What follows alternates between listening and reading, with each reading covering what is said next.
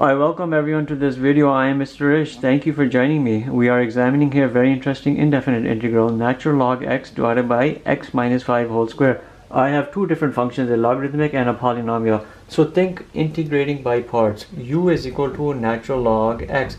Then du is equal to 1 over x dx. And then I know v is equal to what? I'll do integral of what remains, which is just x minus 5 whole square. We won't skip any steps. Some people can do this easily, some may struggle. I'm not skipping steps, so I count everyone here in terms of how we do this.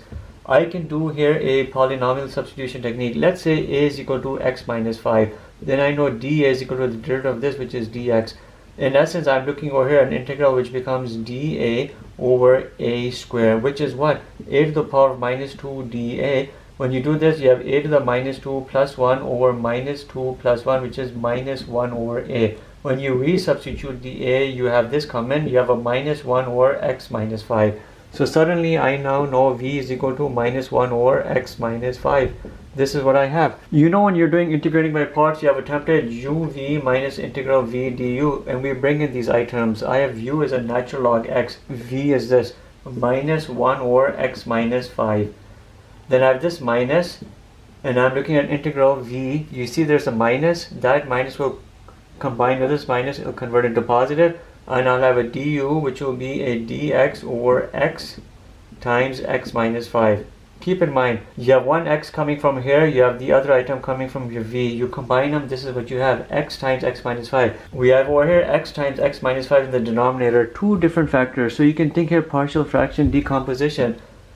I have something which is two factors. I'll say a over x plus b over x minus 5. This is equal to something here. What is that? Your imaginary one, your numerator, which is 1. But I'll say here 0x plus 1 to account for all types of factors, linear and constant. Cross multiply. Ax minus 5a plus bx is equal to 0x plus 1. You look at your linear terms.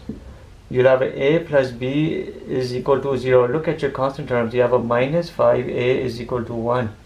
If I'm looking here at a is equal to minus b, I know here a is equal to minus 1 over 5. Therefore, b is equal to what? Positive 1 over 5. That's what I have. Now that we've determined our a and b values, if you were to put a and b values right here, what would happen? You'd have minus 1 over 5x, and then b is a positive 1 over 5. You'll have 1 over 5 parentheses x minus 5, and then you would integrate this. So you come over here minus natural log x over x minus 5.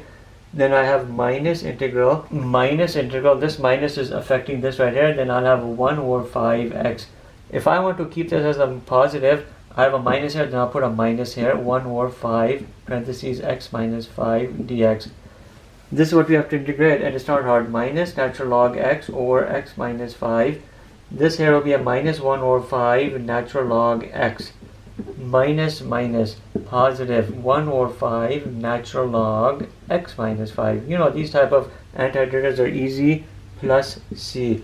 Look, we'll rewrite our answer here in a better way. Minus natural log x over x minus 5 minus 1 over 5 natural log x plus 1 over 5 natural log x minus 5 plus c. But let's write it again better. I have a minus natural log x over x minus 5. Come over here, I have a minus, I have a 1 over 5. Then I will do natural log x minus natural log x minus 5 plus c. Bring these independent logs of the difference into a common log with the quotient. You'll have here minus natural log x over x minus 5 minus 1 over 5 natural log x over x minus 5 plus c. This here is our end result, and it will be correct. You're seeing it, minus natural log x over x minus 5 minus 1 over 5 times natural log of this quotient x over x minus 5 plus c. The end result here will be correct. And that's it for this video. Thank you for watching.